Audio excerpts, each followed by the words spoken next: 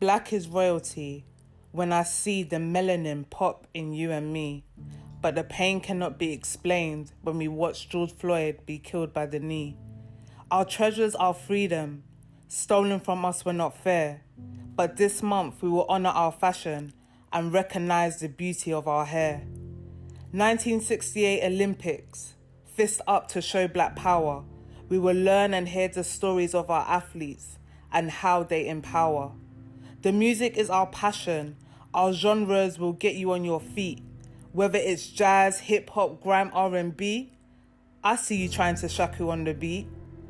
Our films are so powerful, many still on video. We thank you, Chadwick Boseman. Now our kids can look up to a black hero. Our black excellence never stops. We have many stories to share. We fight many battles, but we are the success. But sometimes the success of black people is intimidation and fear. Black Lives Matter isn't a trend. It's a constant fight for this nation.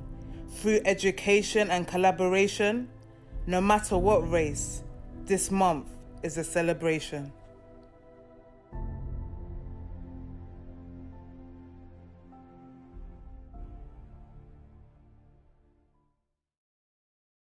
Years ago, there was this realization that when everyone united, it created a problem. This didn't matter what country it was in. Whether it was Zimbabwe, they would blame the white farmers. If it was America, they would blame the black slaves. If it was the UK, they would blame the immigrants. And this happened all over the world.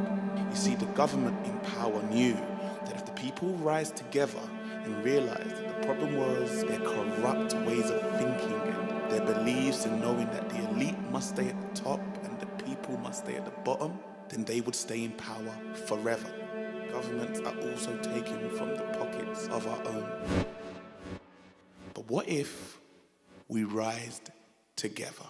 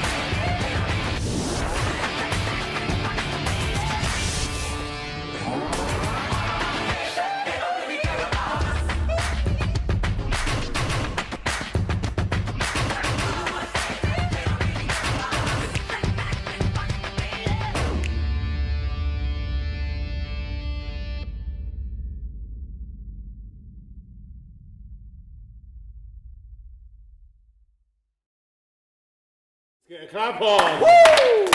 Yeah. Powerful. Yeah. Super Powerful. powerful. All yous lot, IMD Legions, Big up yourselves. superheroes, man. You're doing it big out here. And that spoken word by Yemi right at the beginning. Black Lives Matter is not a trend. She said it is a constant fight for this nation. You know what I mean? That is powerful. That resonates. The truth, basically, is a human right. It's not 100%. just a trendy statement. So, yeah, big up Yemi, big up IMD.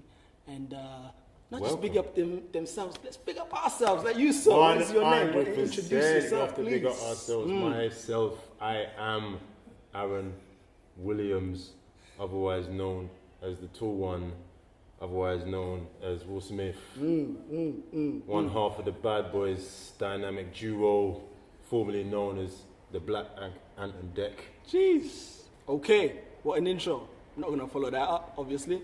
Go by the name of Taku. That's it. Also known as the Little One. But, you know, also known as Martin Lawrence. What's up? What's happening, people? Welcome to BHM Live, right here at Spotlight, celebrating Black History Month. Yes. An important time for us, an important time for everyone, basically. I mean, it's not even a debate. The culture that has had the most impact on this world, the people that have had the most impact on this world have a history of tragedy, greatness, all molded into one. So, yeah, this month is about celebrating our 100%. legacy, celebrating our history, 100%. Celebrating everything Black. 100%. So, wherever you're from, it doesn't matter, whoever you are, we're all celebrating together. Welcome to Black History Month live, right here at Spotlight. Okay, so setting it off, obviously. We've got coming up next, Chronicles of a Black Household. Yes, thank you for remembering. All right, so basically this is all about, tell us, what is it all about? Well, young people and youth workers from Spotlight give their accounts of what it was like growing up in a Black household. Boy, let's hear it. You can't see my face there? Let's watch. Let's watch. So I haven't seen this. By the way, this is gonna be like just me reacting live. I know you've seen bits of it. I've seen bits. I've edited bits and bobs. Hang tight Jordan on the edit. Okay. Cameraman, shoot it up. Boop, boop, boop. No, I'm Obviously, joking. so no spoilers. Let's get into it. I hope you enjoy. Let's go.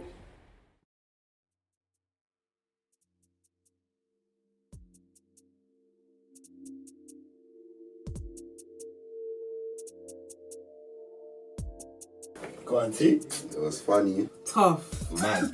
Are you serious? The questions. No. Punishment. Busy. I'll say is demanding. It's rough, isn't it? Adventurous. Challenging. Strict. Inspiring. Strict. Don't forget strict. Stressful. Survival, innit, fam? It's survival, fam. You need to be able to survive. With lots of siblings, you're always competing. Discipline. Funny. It's fun. I might say carbohydrates, carbs, hella rice. Discipline. Inspirational. Noisy. Independent. Fun. Probably strict. Yeah. Yeah, definitely. And loving. So, my expectations. Love. Inspirational, I would say too. I'm not copying you. Cultural. Aroma. Discipline. We have to survive. You have to survive. If you don't survive, you're finished. Survival of the fittest. That's what it was. Cool. Yeah. Survive. There's love as well, man. There's love in the Black household, man. I'd say culture, fam. From when you're young, they instill it into you. They instill it into you from young. Actually, no, I need to change my one. I want to go to culture as well.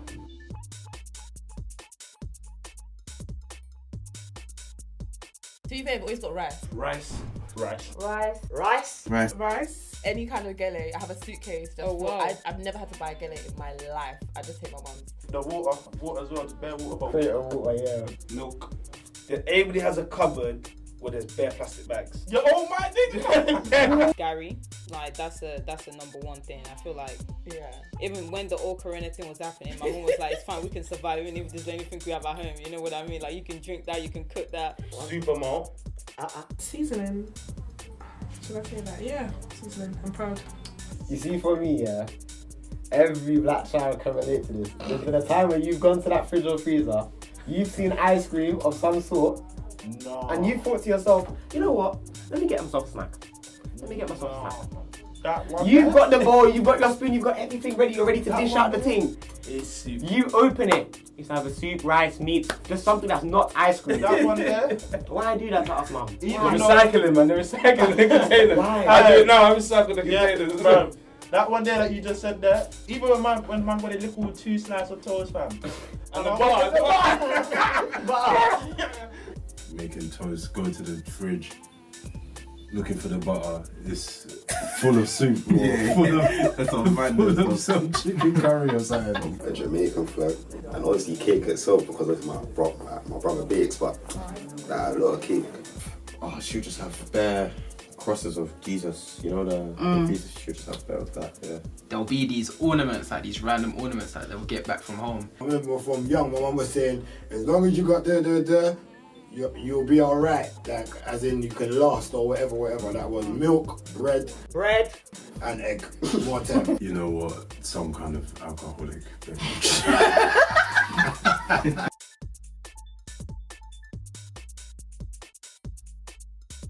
It's not necessarily words, it's more of that, but you get me? You know what I mean? It just sounds better. Is mine even a phrase? Mine is more of a look. Wait till you get home. When my mum's angry, she talks to me like with man them still. From day. Like, she's always had, I don't think it's this happened over the years, she's always been like that from day. My dad would say my whole name. My mum would say my whole name.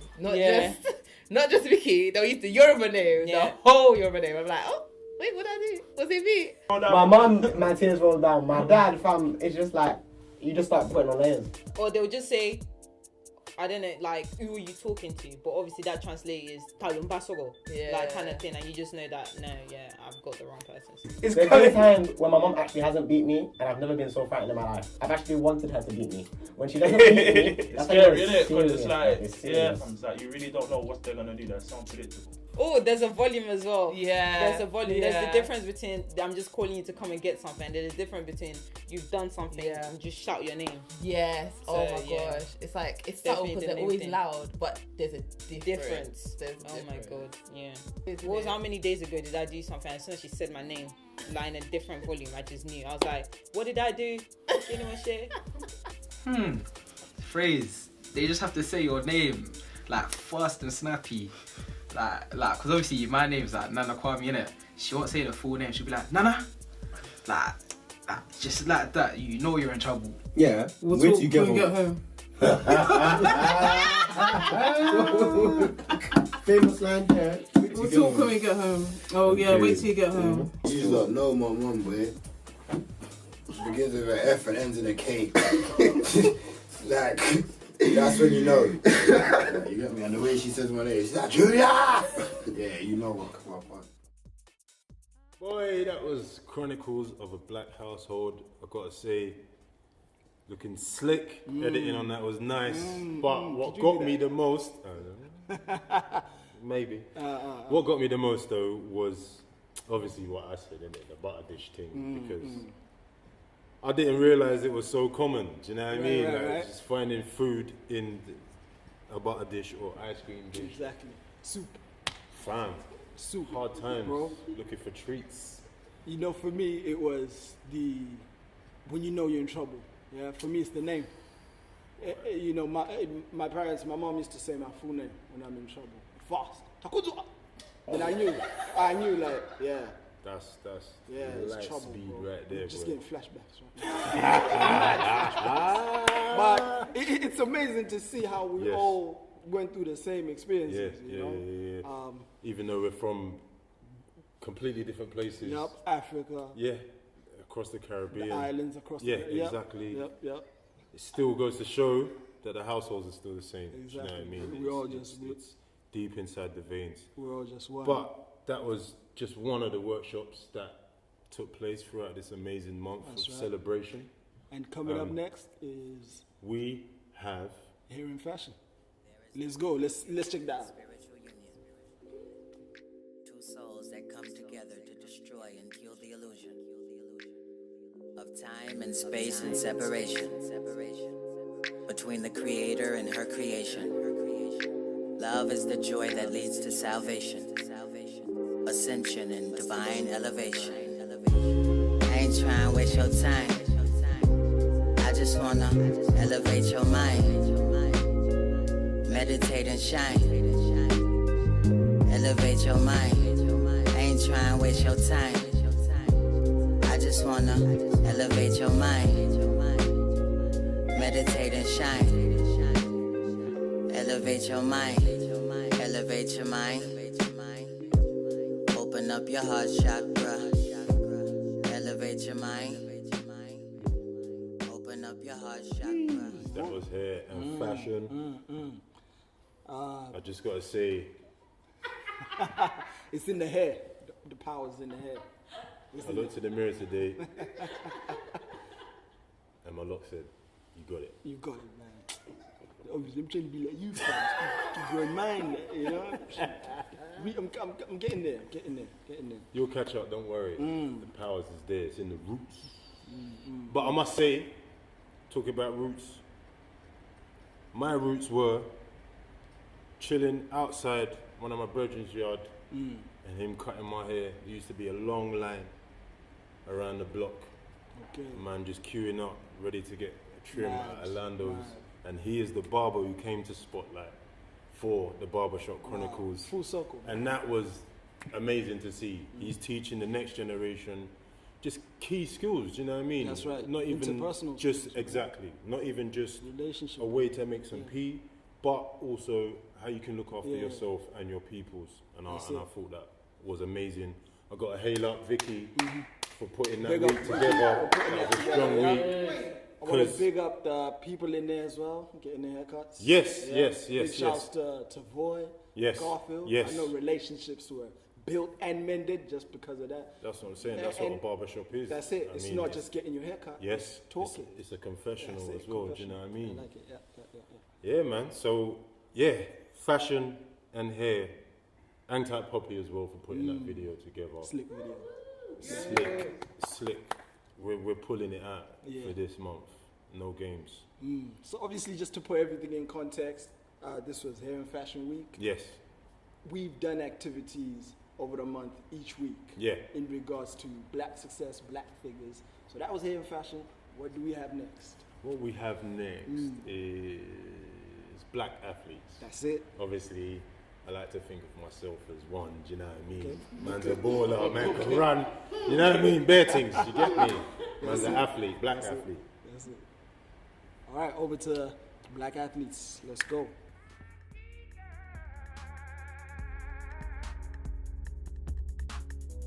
Can't leave with the things that you own. Not even queens and kings on a throne. We all skin on the bone. Only thing that ain't the same is our soul.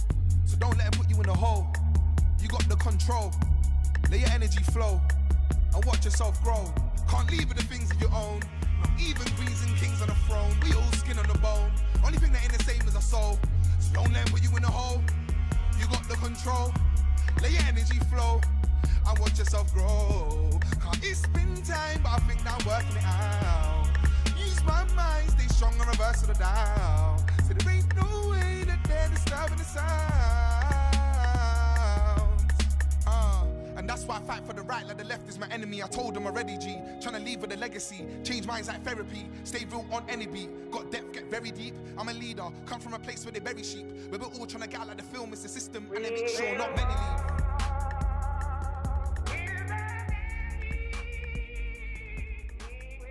Yeah, man, black athletes. Some great names. Strong figures, my brother. Raheem Sterling. Lewis Hamilton. Rio Ferdinand. Usain Bolt. And the rest of them. It was amazing, man. It was amazing. I got a big up. Joe Aribo, who plays for Rangers, and the former champion, Anthony Yarde. Much thanks for coming down, sharing your knowledge, inspiring the next generation, and also paving the way in fighting that fight for strong, positive black role models. For sure. I want to big up Yarde and Treaser for putting that together because they actually interviewed him on Zoom. It was a powerful, inspiring interview, you know. So I believe that's going to be posted sometime soon. So stay tuned. We'll let everyone know. I want to big up everyone involved in that interview with Anthony Yarde. Yeah, man. I found it really inspiring. Yeah. It was amazing stuff. But let's keep this celebration it going. going. Yeah. Let's go back Okay. to Chronicles of a Black Love it. Household. Yeah. Let's keep these laughs coming because I know belly rumbling ones. Let's go.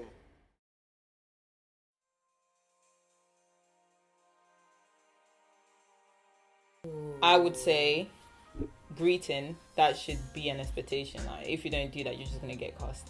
My mum will call me on my phone and then say like, come downstairs, yeah. But if I call her, she'll be like, why are you calling me? Like, Yeah. Yeah. Why are you calling me that? You can come downstairs. Rules is different, bro. When we were growing up, say there was like a group of adults and kids, like the adults would be together, and then like if you sat next to your mum while they were talking, they'd be like, go off and play. What are you doing here? Like, it was one of those things. Whenever you got trouble, don't bring it to the house. So when I was young, and my dad was speaking to, I guess, his brothers, basically my uncles and stuff, one thing I learned not to do is to sit amongst them and try and get involved in the conversation. You learned? That's good. No, I didn't learn. I felt. Oh, you felt? I felt that. You know, I felt like I was one of the man them. One day, sat in the front room, my dad was having this conversation with like my uncles and stuff. I thought I'd just go into the front room and change the TV channel and watch something that I wanted to watch. Oh, you never. Ow. Ow. Yeah. Never again. This is the weird thing. I watched Teenage Mutant Ninja Turtles. My dad kept on looking at me all throughout.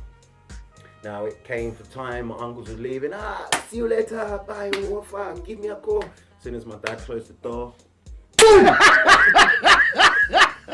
On the backside. Who do you think you are? Can't you see grown people are talking? And you come and you turn cartoons? One unwritten rule, no snitching, fam, between the siblings. No snitching, family. No snitch. snitching. Always have respect. Yeah, so respect is a big factor. There's also the one that's like the elders never really do anything, so you have to be the one to like wash the dishes, do the stuff. There's the one where you always have to say auntie or uncle to your elders. Everyone is auntie and uncle. Mm-hmm. If you ever say them by their name, Yay! When you're in school, come home, uniform off. Don't embarrass your parents, don't embarrass your name and surname. You can never, not even talk back to your parents because I'm an adult now, so I can. Now I can. Now I can. Oh. But before, yeah, don't talk back. You absolutely No, I cannot still can't do that. Oh, you no, know what I think I do a little bit, like you push it a push little the bit. boundary. And then, as soon as you see the face start coming, you're like, okay, yeah, it's time to go. Don't go too far because There's this one auntie. If you hear her ring the doorbell, the sitting would be clean, the coats would be hanged up, shoes would be in line. Invitation says 6. You get there 9 to a party. Yeah, of course. You're always late. The unwritten rules was, when I look at you, you know what I mean. That's number 1. Number 2 unwritten rule was, when we go to auntie and uncle's house, even if you are dying, you don't ask for food. Oh, you yes. don't ask for drink. Number 3, if you go to school and say what happened in my house, you're going straight back to fucking Africa.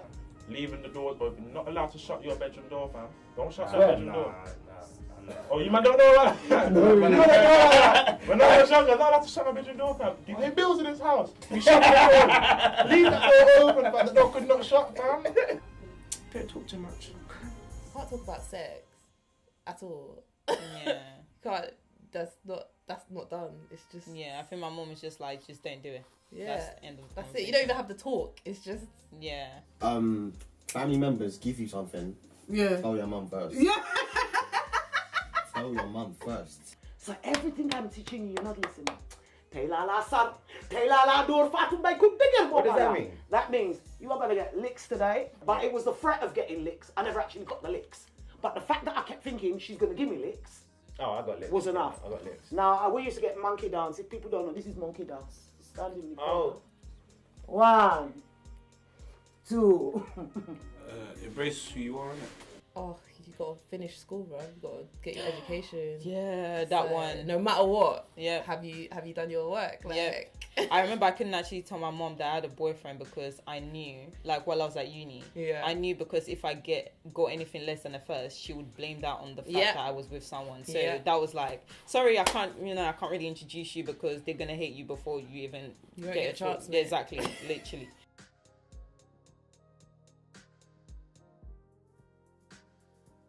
One thing I've learned from, I'd say, my mum is education is key. Definitely work hard. Obviously respect, because when you're brought up in an African household, you need respect, otherwise it's peak. Being loving. Like, don't show yourself up outside. No matter what, always respect your elders. Family will always be there. Yes. Like, always be there for you. Unconditional love. And you always have a connection to the family. Like, as I grow up, like my mum will say, you will always meet new people, but you always come back to the family. So that was definitely one. Important, yeah. I would say timing as well. I say timing, like you actually can't be late to certain things. Like, you obviously there's African timing, innit? But like when you're younger, they'll teach you that, right, you need to be on time.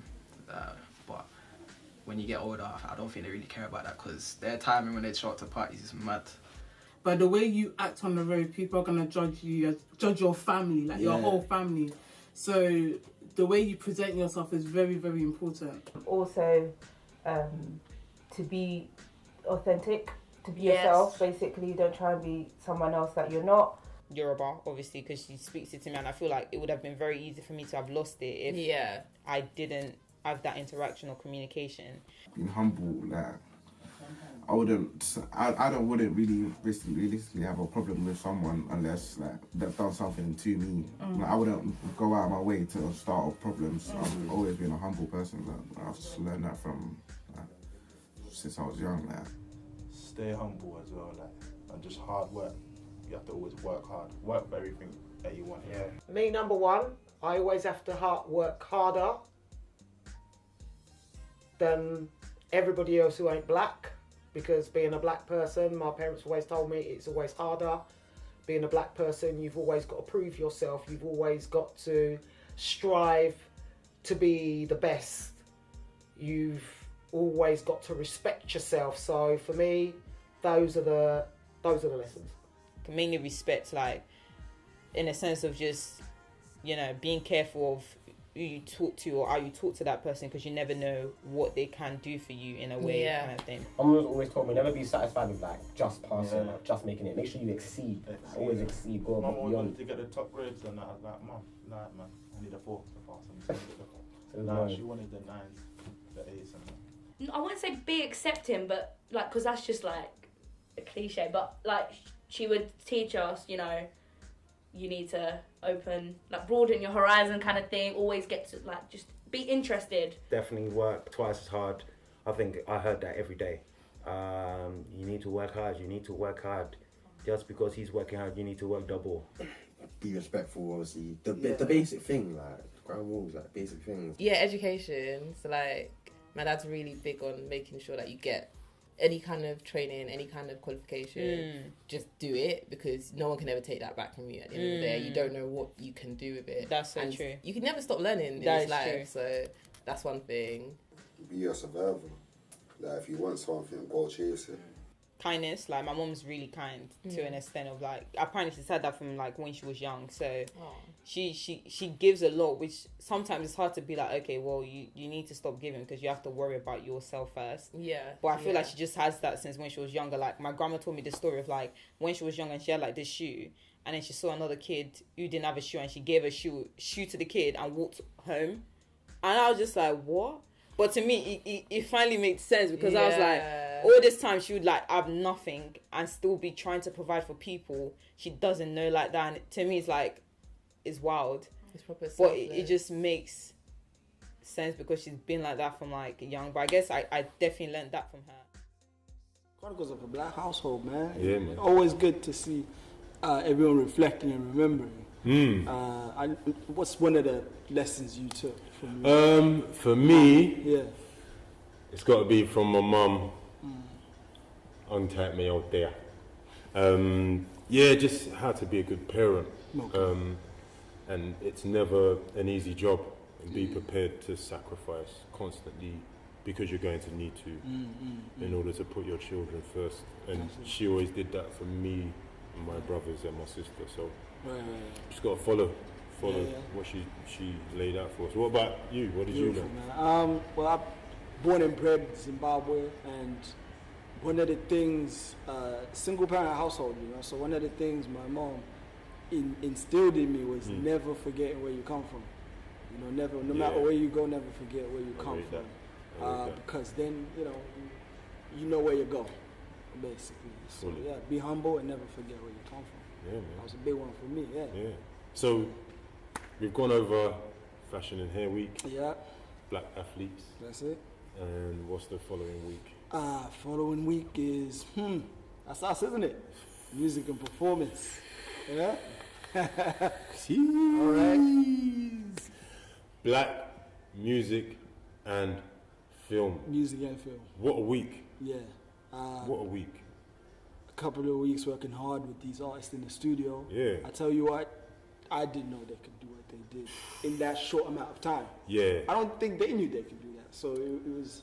I think where we come in on the first week and we did the research about the artists, we created a bond in the studio and found common ground in artists that we all had appreciation for and actors who we had appreciation for. And I think that just opened a new level for all of us in the space to then just create and say what we feel. And that's what it's all about, really. Taking from black figures in music and film that inspire them and creating pieces, whether it's a track, a spoken word, or a song, creating pieces that talk about their individual journeys as young black people. But, let's get into it. Let's see what they're working. A big shout out to Diamond, Sky, Ty and Martin. Yeah, big shouts to yourself, Junior. Let's get into it. But before we get into it. Before we get into it, we're going to get into this. Tell them, bro. Black culture, black success, black elegance. BTO, that's black excellence.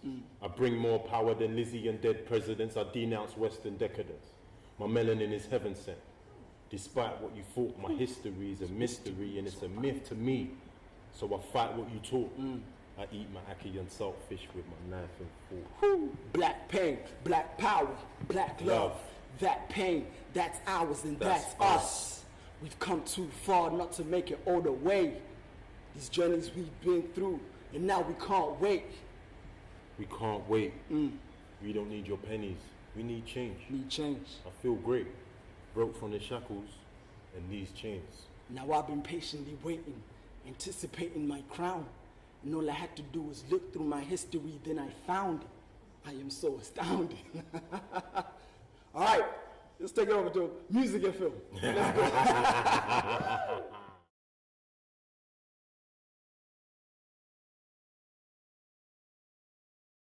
When Aaron sent me the track, I found it quite difficult to write, especially under time frame, and that the music in the beginning was quite repetitive, so I found it hard to write to, and it didn't feel like there was the feeling that evokes you as a writer to continue writing. But after a while, I realized that I was overthinking it too much, so I created the concept around this song was waiting, and so I originally wrote like a long passage of writing whilst listening to the song. Waiting, why we hesitating? Waiting, that's time we're wasting. Waiting, now contemplating. Waiting, my heart's racing. Waiting, why we hesitating? Waiting, that's time we're wasting. Waiting, now contemplating. Waiting, my heart's racing. Black history for me is the foundation of everything. Art, culture, food, the reason like people's virtues and stuff all come from how we've all been growing up and what people have done to pave the way for us standing now, and even us artists are also part of Black history, like really paving our way for our future, to create more history, to help celebrate the heroes that have made way for us. Imprints of a moment that we've now left behind. Skyline bears the lifelines when we were alive.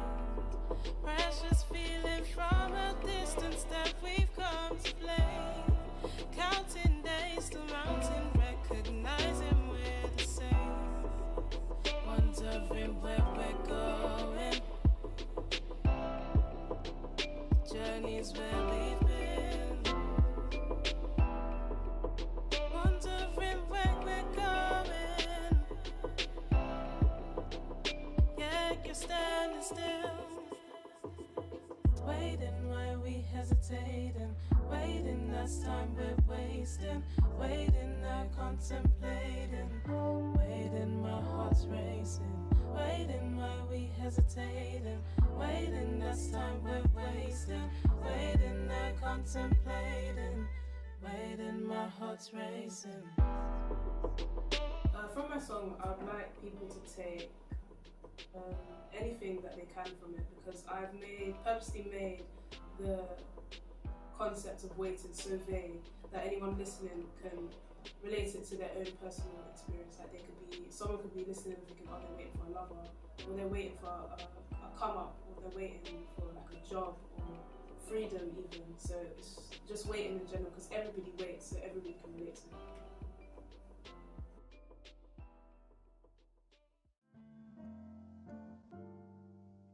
Basically what gets me out of bed every morning, just to like show people like Black Lives Matter.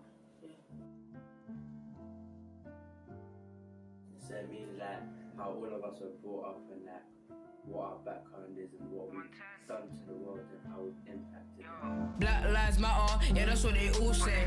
Man, I scream Black Lives to the bull day. Every single day, these man aren't getting heard, but I'll make a stand all day, fight to the bull day. Black and you split parts, black is a sin, but I'm black and I stand up, yeah, we're back again and we fight. See the riots, yeah, we're getting hurt, man. I know that you mad and you're crying, you heard all the people that died to this racist act. If I'm black, you will shoot, if you're white, you want back, man. I swear I don't get this act. One time it's this, then you're saying my bad boy is mad and it's tough. All the parents that open the door to the feds saying that their kid ain't no more. Man, I swear if I could change the law, I'll make it so no federal civilian dead on my war. So can you tell me about the process, how you come up with this song? Who made it? Who wrote it? Big up Scott, we made the beat, like we vibed to it, we thought about like what we can do to it, like what we can write about, and yeah. The bars that I wrote was about how black people aren't always treated fairly and how we can fight against it to become more than what we're represented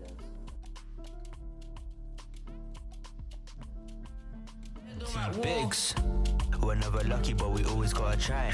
End of every day, hear black families cry. Why is it always us that has to go die? It's always our race, please just tell me why. We need peace for all of our lives. It's always life or death when federal arrive. Rest up to the people that died. We all gotta fight and be on one side. We gotta fight for what we know's right. They speak on us because we're not white. Don't get scared of us, we don't bite. The world's unfair, the people are tight. Don't forget what happened to us. We couldn't even get a seat on the bus. We did as we're told or get our face bust. We've never had it easy, but we don't fuss.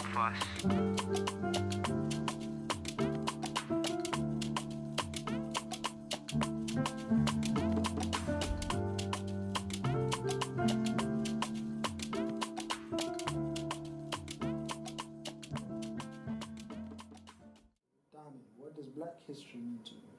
Black history means culture, food, music, and since both of my parents originate from Nigeria, it also means tradition and family.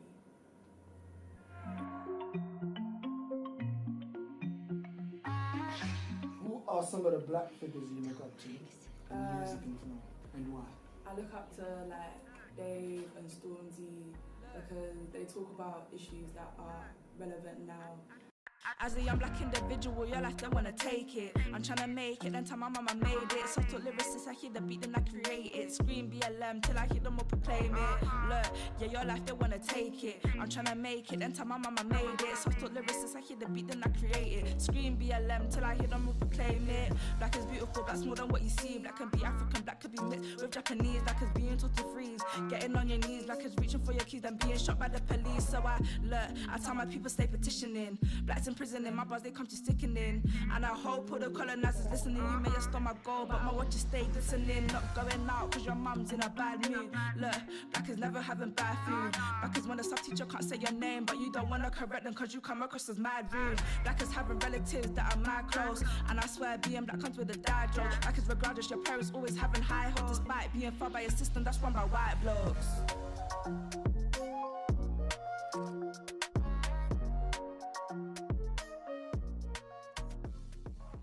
So I don't have a name for my song yet, but it's about like black struggles and like just things that black people can relate to. And yeah, it's on an Afro swing beat because that's my type of rap, and yeah, I think it's coming along well. Okay, nice. And what was the process? Who made the beat for you? And how you writing it? The beat is a YouTube beat, but hopefully we can remake it. But Cool. Nice. Sit. Yes. Music and film. Music and film week. I've got to say, again, big shouts to Sky, so articulate when talking about your process. Yeah. And for me, it was a pleasure working with you for the first time. Yeah, and you made that beat, right? Yeah, I made that beat. And I love watching her process of taking that with her, and she says she had to wait. Yes. Wait for something to come through, and that ended up being the theme of the track. Exactly. Yeah? It really touched. Waiting. Yeah, man. She did it. She did it in that. Also, gotta big up my guys, man. Ty and Martin. Yeah. Came with the Good boys. energy, kept the space always in high spirits. The jokers of the group. Yeah, funny.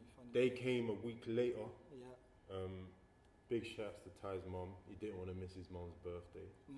But he still came, energy, following week, heard the beat. Him and Martin started writing straight away. Yeah.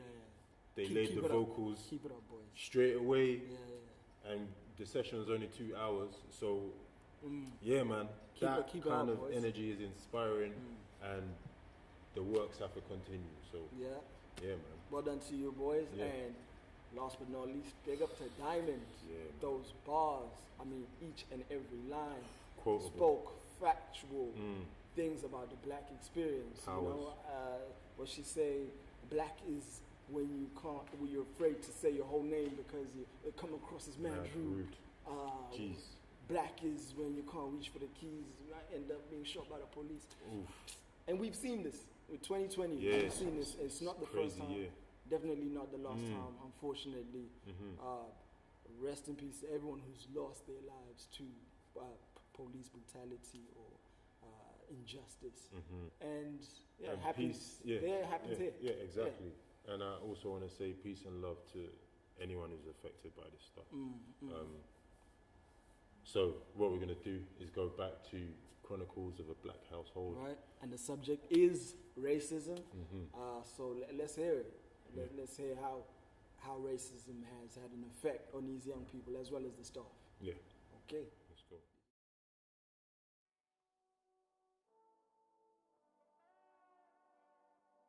Yes, all the time. I think even till now, when me and my mum have conversations about how work is going with her as a staff nurse in the NHS and things that she's gone through. But I was raised to understand that I'm a black woman in England, so I have to work harder. Oh, I was saying this to Yemi recently actually. Like my brother only got the talk recently because I initiated it. Other than that, I think it's different. So for them, where they grew up, everyone was black in it. Yeah. So their experiences of racism are very focused on, we came here because we were either asked to come here or there was a job here and you're treated a specific type of way and they had to overcome like a whole different level of racism than we've had to. She did, but like I think with us, she didn't. With my brother, she did. Like she had like a deep talk with him, but with me, I think me and my sister, she had the talk, but she didn't as much because we didn't go as much, and she treats us different than the way she treats my brother. And I guess because she can't keep him in the house. She goes, you're not white, you're not British, you're African. Don't be acting like you're African. And the fact that we're Muslim as well. So it's like, don't be acting like you're Christian or another religion. Yeah. Like, this is what you are. Yeah. They always said that's touch on the last question about what one of the things that they always taught us to work hard is because the colour of your skin, especially because you're a black boy as well. Yeah. You gotta If work you say 10 that, times harder. cool. If you say like that, yeah, they always used to say that you start different. Like, you say everybody starts from 0, but we start from -5. You know what I mean? So you always have to do more. That's why they always tell you to like, they'll tell you to what everybody else is doing, do more. You know, I actually remember the talk I had with my uncle in the kitchen, and he was telling me about, you know, just wanting to do, like, telling me about different experience, and he was just saying, you realize you're gonna have to work harder than a lot of people because of your skin color. And I think that was like, I think I was quite young, and I feel like that's when it hit me, because obviously being born in Nigeria, coming here, I didn't, back at home, you're all black, so there's not a thing of you feel like a certain way, but then you don't know you're black, you don't know you're black, because everyone is black, innit? So when I came here, I was like, that was the first time I got to talk quite young, so I became very, how would I know, more, what would I say? Just more aware, basically. But I feel like that's when I got the talk in terms of, but I don't think my mom ever really have the talk with me. I think maybe because more of like a protection thing, but obviously I can't ever know, but I do feel like it's more of a protection thing where she prefers to not let me know I'm disadvantaged and feel like, you know, but I feel like, but I did get the talk from my uncle. Once when I was younger, because I used to go to a predominantly Asian school, so there was only like 2 black people like the whole year, so obviously they used to say some racial slurs. And obviously she would tell me like, they're not from this country as well, so I don't know why they're being racist. But obviously, African parents say some mad stuff, but it helped at the time. It just made me like push on. No, they actually haven't. Like, the only time they'll talk about racism is if I go to like a different area where like there's obviously more racism than there would be in our actual area. But that's about it. I can't like they won't really talk about stuff like that. Someone always told me, especially because I travel with a big group of friends, the majority of my friends are all black. So when we're walking in the street and stuff like that, and like when we're in school, my mom always told me, in school, you guys are seen as a statistic, as in they're waiting for you to fail. They're waiting for you to fail. That's why they put you guys in the bottom sets. That's why they already put you guys at a disadvantage. So you always have to work harder just to prove them wrong. That's it. When we was younger, I don't feel like she wanted to put that on us, if that made sense. But as we got older, you learn dark secrets. Like, especially me, I learned some dark secrets that I wasn't even aware of, because my mum was very good. I can't lie, she was very, very good at bringing us up the way we was. So, but like, we had issues where, you know, we would, you know, even if you get called a name or something. I remember the first time I wanted to straighten my hair. My mum was the one that was like, no. One of my aunts wanted to straighten my hair, and she was like, no. So she was fuming, and she was like, she basically told me that, you know, keep your hair the way it is because it's you and stuff like that. My great granddad, which is my mum's granddad, I didn't know this, but he actually never ever spoke a word to us. Bearing in mind, we're talking 1998 when I was born. Or it was probably before that, but basically as soon as he found out that my mum was having a child with a black man, he writ her off of, you know, the face of the earth.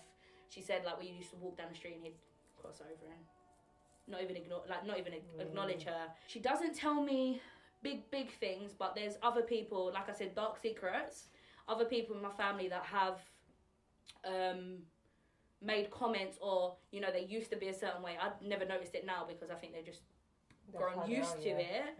But there's people, you know, even him to do that, it's just like mad, because she always says to me now, and this is how she says, you know what, you was his ideal grandchildren, and I know upstairs now he's kicking himself because he would have loved you, do you know what I mean? But because of this silly little like mentality, he missed out. So yeah, like So I think as we got older and things started coming out of the woodworks, that's when she had to sort of sit us down and say, you know, and again, it's with that whole statistic thing. She's letting us know that there's so much you don't realise. Yeah, all the time. Yeah, I grew up in my era. Obviously, I'm born in '89, so I was different. It wasn't that racist, but it was. But yeah, I had bare these little things. My first talk was, funny enough, when I was 5. I don't remember it, but the story gets told me. Apparently, I come home from school one day. I used to go to Treaser Jassal. I come home from school one day and I was singing something, something, pull the trigger, bang, bang, bang, and I kept on singing it. And it's after the 5th, 6th time I said it that I remember my mum and dad pulling me up and said to me, baby, do you know what this song is about? And I'm like, no, it's just a song. My friends were singing it and we were shooting each other. So that was actually my first experience of racism, but not knowing that that's what it was. So then my dad explained to me that something, something, pull the trigger was a racist thing, that a connotation. They used to say it to black people and blah, blah, blah, blah, blah. And then my dad pulled out pictures of his mum and his dad, everyone wrapped in gold. And then my mum started showing me her old African pictures and so on and so forth. And then my dad started telling me how beautiful I was, that my skin was like midnight and how I should walk tall and proud. And people may not like me because of my skin colour, but for me, I had a big problem because I wanted to be white like my friends. I wanted the wavy long hair. I didn't love who I was, even though my parents always instilled it in me. At home, I was a black princess. Outside of school, I just wanted to be like the white kids because they seemed to have it better. Back in Limehouse in the 70s, I wanted to be white. Yeah. I used to play kiss chase. No black boy, no follow me, you know. You come here, get away! What you trying to kiss me for? I used to want the white boys to kiss me, but there's only one white boy who was brave enough to kiss me because his sister was mixed race, so his stepdad was black. My mum didn't have to. Growing up in the 90s, it was visible. Little things that happen when you're. But this is like when I was 5, 6. So by the time I'm 8, 9, I already knew what it was. So I didn't need to. So I can't really remember too much because I wasn't that old. But yeah, we had bare them chats. Little things that I didn't realise. Why is mum, how comes like he's following you in the shop? Little things that man didn't clock. You just let man know, innit? When you get older, then you start realising.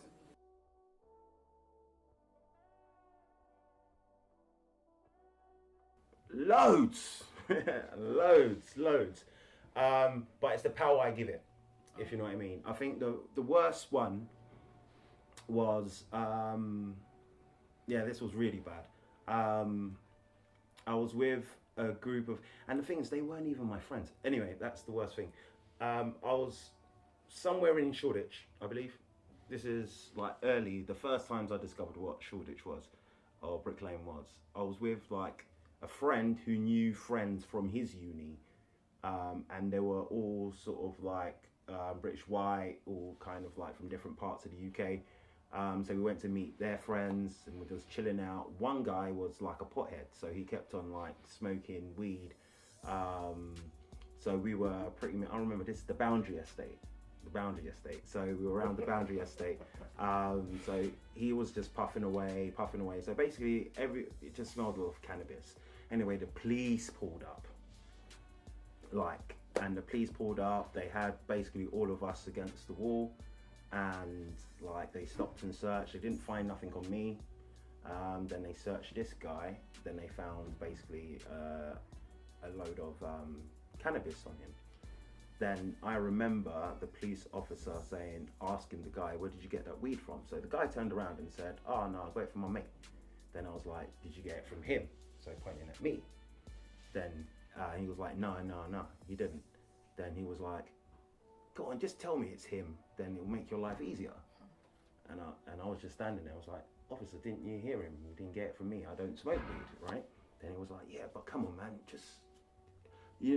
he's your supplier, because why else would he be here with a group of white people? Wow. Yeah, that's what the officer said in Boundary Estate. It's a long time ago, so that was like almost, so I felt then that the police wanted to arrest me, like they just wanted to. They didn't, because like that guy, even though I didn't know him, he didn't really crumble to make life easier for him to say, yeah, okay, I'll get it from him, officer, all right, you know.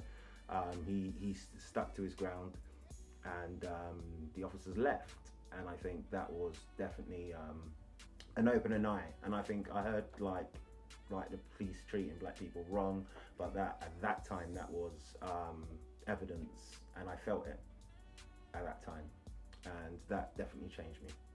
A lot in school where they used to say black monkey, yeah, and obviously I used to react a lot violently. Definitely. Oh my gosh, there's been so many little examples. It's like even when I was in primary school, the first primary school I went to, I was one of like 2 black people. Oh, man. So that experience was very, very mad. So my mum actually had to move me out of that school because she was like, nah, like they're taking a piss. Like they'll draw me out for any little thing. But when you start primary school, are you like you're 5? Bro? Yeah. How much bad can you really, really Literally. do? Then my other primary school was mainly black people. So the difference it's mad. But it's like just from those experiences you learn. And then we had currently we have EDL like across the way, so there was a time I couldn't go to the shops because they were doing a demonstration. Oh my god. So that's bad. And you know what, sometimes it's not the big racism, it's the little ones. It's the little things that people say, or the little assumptions that they make, like, oh, you're really well spoken, or you come to an interview and they're like, oh, it's you. Are you sure? Vicky? Vicky? Are you sure, Vicky? I'm pretty sure as soon as they see my name, they're like, we don't really want that. So I probably didn't get the same as you, you know what I mean? So even the fact that I have to use Vicky instead of my actual Yoruba name to get Oh, that's yeah. mad. That's mad. Oh, yeah, of course. I've even heard I mean, one time, I went to watch a football match, at Millwall Stadium. I was young, like, I think for my football team, they gave us tickets. Went there. Within 5 minutes, I think there was 2 or 3 examples of races that they done to us. For 1 minute was walking, they're like, oh look, it's the Jackson 5. But we're young, so we just forget, Then now we're walking, they're like, oh, this ain't Arsenal, because Arsenal are known to have a lot of foreign players. Like, this ain't Arsenal, this is Millwall. Yeah, I think, like, now looking back, I think I would say, like, I was just telling Bobby Joe, like in primary school, there was one time I was called Rubber Lips, and I was thinking, like, why are they calling me Rubber Lips? But it's because of the way that I look, and then obviously I've got big lips, or should I say big bottom lip. So that made me feel bad. But I think directly, apart from institutionally, I was in a DLR coming to work, it was a Saturday, and I think my phone, by mistake, I was pressing something on my phone that was making sound come out. And the woman was like, oh, black bitch. So I think I paused for a bit, then we got into an argument. I was like, going back and forth. But after that, I was just thinking. The maddest thing that ever happened to me was the very first time I got stopped and searched. Oh, it was at Carnival. And obviously they had the big thing. You know when you go to airport, you got to walk through the big thing, innit? So they had that thing now. Imagine I'm at Carnival with my mum, my older sister, get me, my baby niece and nephew. In fact, I'm holding my baby nephew in my hand, innit? And you can tell I'm a young boy as well, innit? Like, man had the baggies, you know, back in the day, man had the baggies and all that. You can tell I'm a young boy now, innit? So man's holding the... I've gone through the thing now with the baby, and the officer's like, oh, could you give the baby over? Pass the baby over, and they've really gone over to search me down, and I'm looking around. It's my first time getting searched, innit? So I'm a kid. I'm a bit like, yo, what's going on? So I'm there doing this, man, all up on the wall doing that. get me like hands up on the wall, and then I'm looking around, and then just seeing like all that about people that are being searched, young black boys, and I'm seeing all the white boys, everyone else going through straight It's away. embarrassing as well when you get stopped and searched, because the people are walking past it, they're looking at you. I don't say I don't remember it, but I tried to erase it. It was like I was walking down my street, and my street is predominantly white, and I remember there was like a couple of they were like not younger people, but they were younger than me, and like they were throwing stones and like, oh, go away from me, you black girl, kind of thing. It was like you know those memories where you just like, did I really experience that, or was that just fake? I'd have white friends that would make jokes about black people, like, oh, I remember silly things, like, even though at the time I would laugh, afterwards I'd have to say, right, you need to calm down now because it's getting a bit of a joke. Like, I remember I had friends that would say, oh, careful, she'll nick the telly, or this or that, like, and it's like, relax, you know. I've had loads. But the one that sticks out in my mind is me, my sister and my cousin coming down from my cousin's house in Hackney, Haggerston to be exact. And my cousin wanted to get something from the pub. Haggerston? Why is it always Hackney? It's always Hackney. Yeah, she wanted to get something from the pub. So she's walked in, but as she's walked in, these white guys have started heckling her. So she's come out, she's going, oh, shut up. So she's walked out and she's told us about it. And I'm going, come on, let's go. And then they've come out of the pub, gone, oh, you effing wogs. You effing wogs. Don't you know you're not allowed in here? Go back to wherever you came from. And me being the mouthy cow that I am, I turned around and I go to him, shut up, you ignorant idiot. What do you know? You don't know nothing. So then we're having an argument, police officers turn up and haven't asked no questions, just bunged us into the back, manhandled us. They were manhandling me and I told them I knew my rights, so I kept on about them. And then the officer turned around and goes to me, shut up, you stupid wog, you've had your bloody peanuts now, ain't ya? So that was blatant in my face. Oh, wow. Yeah, that's the latest. That's the last one. When I was young and we used to get stopped, I think it was the beginning of stop and search. So they just used to stop. That was normal. I'll leave my house every day knowing I'm getting stopped 2-3 times. So it was so mad that we had to, you probably don't do it now, but we used to actually need to take the slip. You know the slip that is optional? We actually had to take it to have it and say, oh, we've just been stopped. Because they used to stop us and say, oh yeah, there was a robbery, the person had curly hair looking at your hair. You know what I mean? They say, oh yeah, the man had a red jumper. Like, my dad told me back in their day, like, they used to just like stop them, arrest them. Didn't even say nothing. We just put them in the back of the van, beat them up, and then just kick them out after. Like it was just a madness. Like. Police. That's it. It's police. Like, there's actually no one on road that I even go to these places that is like, don't see anyone my skin tone, Asian, black. Like, I mean, I remember being called a nigger obviously when I was in primary, but like I never thought it was an actual like bad thing that I did tell a teacher innit, yeah.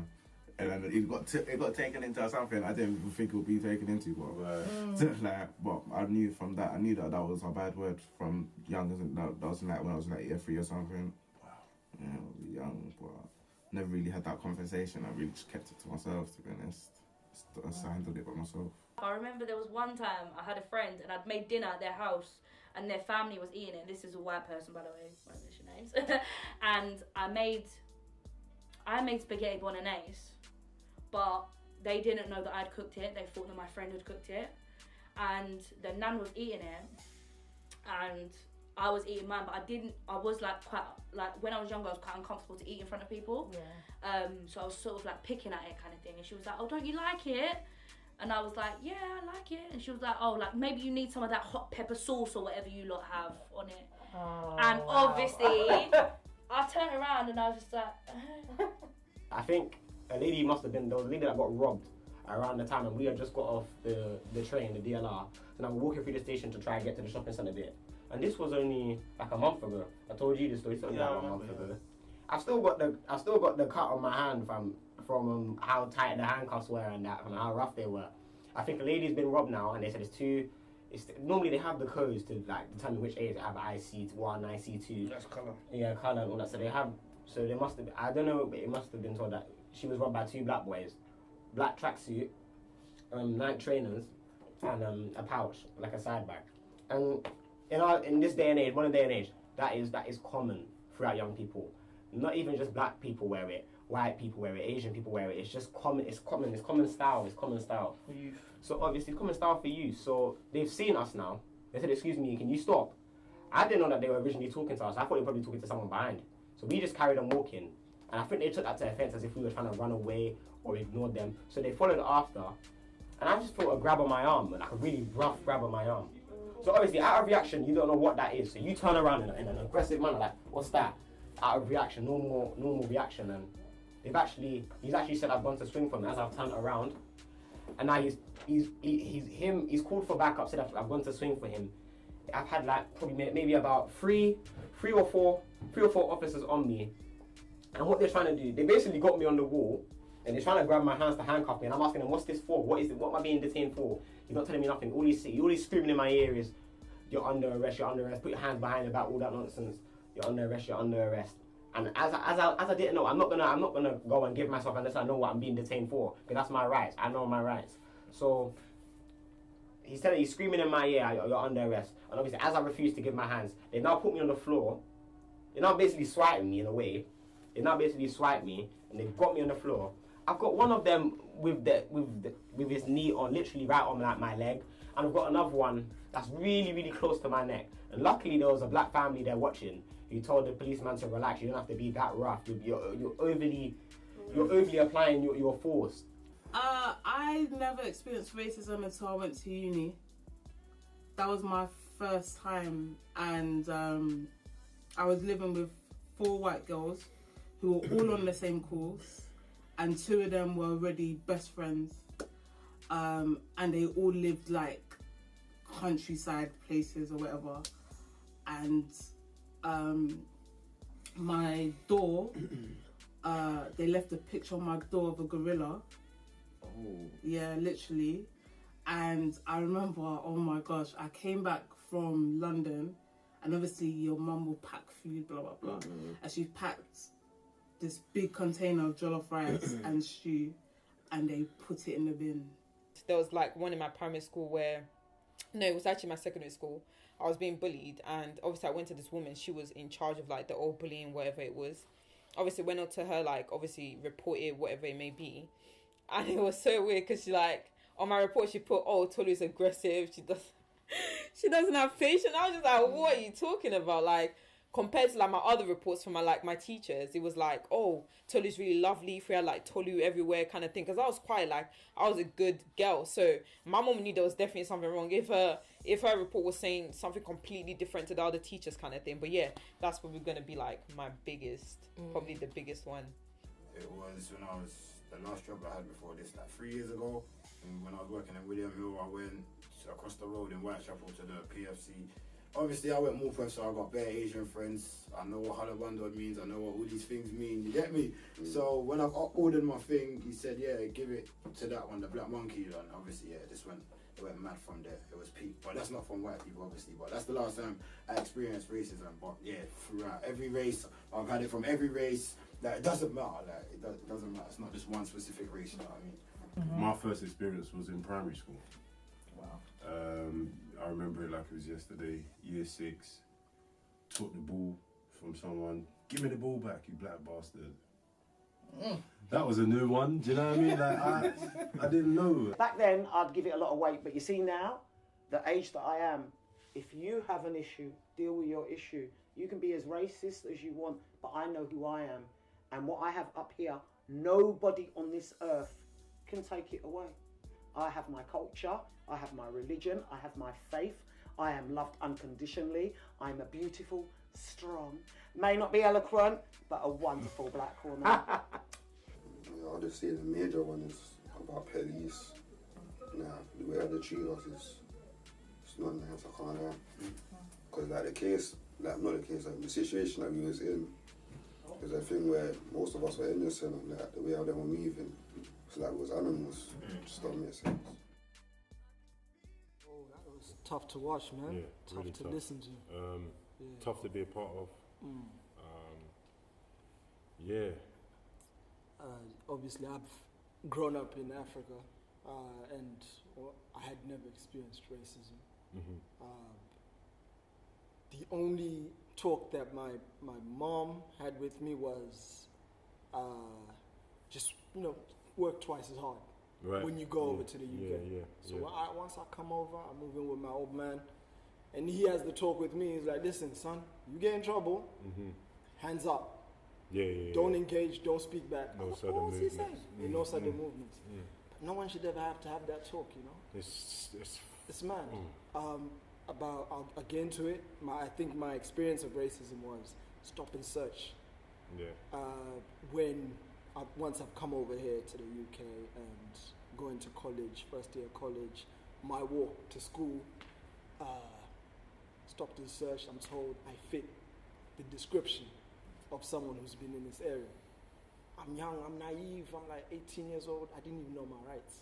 Got my hands up, stopped and searched. I felt violated, I felt violated. I wanted to cry. Of course, You it's know? embarrassing. Yeah, bro. It's but embarrassing. I didn't know my rights. Mm. So I think it's important that young people know your rights. Yes. Yeah, you do not have to be violated that way. You do not have to be spoken to that way. Know your rights. Stand firm. And yeah, I think like Fatima said, just remember where you come from. Yeah. Don't forget your culture, your faith, your religion. Mm. Yeah, man. Remember, you have your mind and your heart, man. Exactly. Have you had some experience? Yeah, plenty, man. Yeah. Like I said, the one in the piece, earliest primary school, year 6. Yeah. But there's been countless ones. Yeah. After that, with the police, like yourself. But with that, there's also success. Yes. So we're going to go into Tyrese's speech. Yeah, is that right? Yeah. We're going to go into Tyrese's Tyrese's speech. Yeah. And yeah, we will react and reflect on that. So, Tyrese.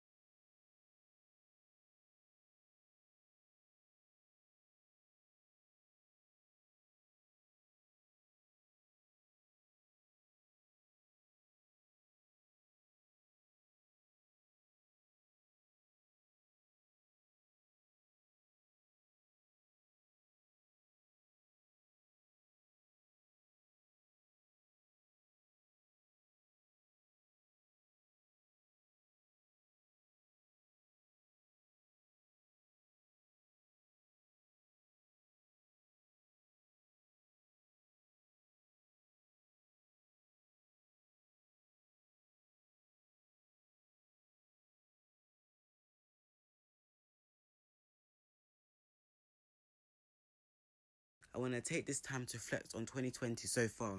This year has been significant for the black community as we've seen disproportionate deaths from the coronavirus and witnessed the televised death of George Floyd. This injustice inspired the latest wave of Black Lives Matter protests across the globe. Racism isn't new, and society has a big role to play in it. Today I'm here to combat society's negative portrayals and members of our community instead to celebrate some of our champions. Let's have a look at Marcus Rashford, a professional footballer from Manchester United that has set up the Box campaign.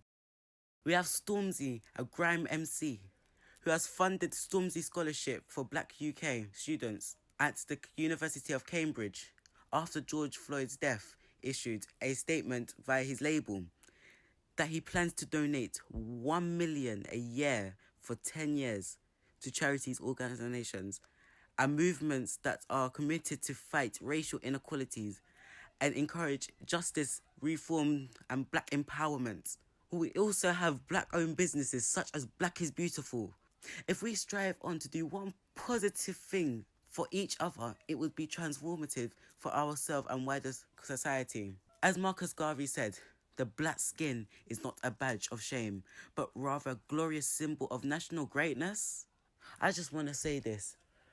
Black is beautiful. Your skin colour is beautiful.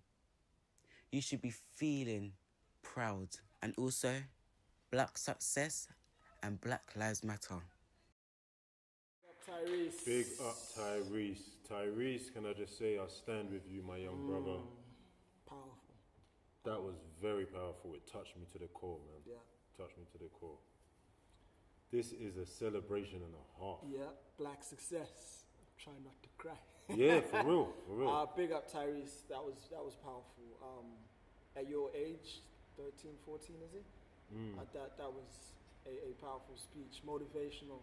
So he talked about George Floyd. He talked about Black Lives Matter. And how the pandemic disproportionately affected us as a people. Yes. So with that, we're going to go back to Chronicles of a Black Household. It is good. Where we talk about how we feel about the BLM movement and what it actually means to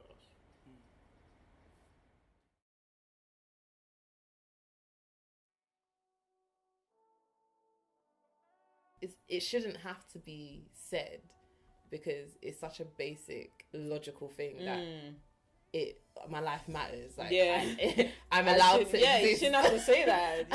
Don't try and kill me, please. Like, don't try and make my life difficult. Don't try and other me in some kind of way. It should be just so basic. But the fact that black people have had to say it on such a global scale, literally, in one way, it's like, okay, so it's not just me. It's not just you. It's not just here. Everywhere, everyone's experienced the exact same things, not even exact same experiences, but generally it's the same stuff. Similar. So it's like, okay, we're making ourselves heard because they won't hear us until we tell them. And we shouldn't have to tell them, but if we're gonna tell them, you know what? Let's tell them. Let them hear properly. Equality, innit? Like, I feel like you can't scream all lives matter until black lives actually do matter. Like, until we're on the same equal level. That's the problem. That's the problem. Like, people think it's offense. People, they feel like we're saying, oh, like black lives, they're the most important thing. No, we're just saying all lives matter. Yeah, we're just saying we want it to be equal. Yeah, like it's us and you lot against racism. Yeah, not like we're fighting you to be. You know what I mean? You don't matter. We need to matter. We're just saying the same treatment you get and the same treatment that everybody else gets. Should I say? Sorry. Bring us up to that level. Most people think that Black Lives Matter is a thing where we're above other races. It's not. It's just us saying that we're equal. Like, especially other people. Like, you know what comes to me? Like, see the George Floyd one. The whole week, and like Black Lives Matter, Black Lives Matter. A week later, it was more of a trend than an actual message. You get what I'm trying to say? More people saw it as a trend. Like, Black lives still matter today. You get what I'm trying to say? And people think that it was a little trend. Like, 1 week everyone was posting, the next week's finished. It means that that we're just important as everyone else. It doesn't mean that only Black Lives Matter. That's for one, because people get confused. It means that we're powerful, even though they might bring us down. And there's a reason why we're being we're fighting back because it's systematic. It's the reason why it's all oppression in it. So yeah. Obviously, people think Black Lives Matter means like black people has to be more important than other races, but that's not actually what it means. Like, obviously, like there's obviously white people, like they're here, like yeah, they're here, and there's obviously there's us that's like here. Literally, we just want it to like balance out. That's what we want. Like, but people think like we want it to be higher, but we just want it balanced. Like, we want everything to be equal. That's literally what it is. Yeah, I think people misinterpreted like what we mean. They're just trying to say that we matter and no one else matters. It's not that.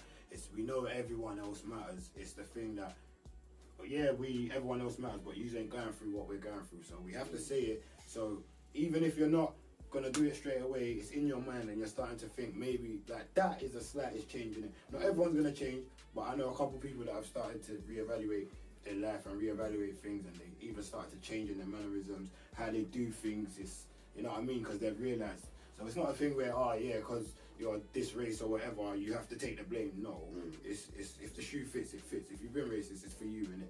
What really bothers me about it is more of the people. As soon as something happens, is when their voices or their tweet or post becomes different, or their conversation is kind of lean towards that, even though it should be an everyday conversation you have, like in terms of your workplace, in terms of your day-to-day, your personal, your friends, you know, set people up and tell them what they should be doing. But it's like when something happens, that's when it's like, oh yeah, we're so on it, we're gonna have to do something just to seem like we're part of it. And then when it stops, they stop, and it's just like, that's not how it should be. Black Lives Matter is like, it's literally like, yeah, like what they've been touching on, like just equality and everything, innit? Like we're all one, we're all one human race, like it's not even a colour thing, innit? If all three of us are going to a job, the best person should get the job. Yeah, not because of the colour he looks this way, or he talks this way, or his surname's this way. It's he's got the best experience, best character, best and I feel like as well, it shouldn't be like something that we're screaming like when something happens to a black person, like with the George Floyd situation. I feel like it should be something that should be there already. Yeah, and I don't believe celebrated all the like, time. And one thing I want to talk, like they say certain things like now they've been doing Black Lives Matter, has been pushing a lot of people looking at their organisation. Oh yeah, we need to have a black board member, a black this. We're not saying give us the sympathy vote either. If we're not, if we're not up to the job, don't give it to us. But we just want to have a fair opportunity to the job. That's all. That's all. The thing about it is that should be normalised. We shouldn't even have to ask for that. That should be normalised. There should be someone to represent everyone, not even just black people alone, but someone to represent everyone. Because even like in football, they're trying to introduce something called the Rooney Rule, where you have to interview one black person for the job. So they have to get the job. They have to get interviewed. So then that questions: am I getting that because I'm good enough, or because I'm just black? Obviously, because of COVID, everything was at a standstill. So then when the George Floyd case thing happened, like everybody's watching it. You can't tell me nobody watched it. And then there's like, oh, now we've realised that Black Lives Matter. No, it's this goes on all the time, and it's just like it doesn't just apply to America. It applies everywhere, like literally everywhere.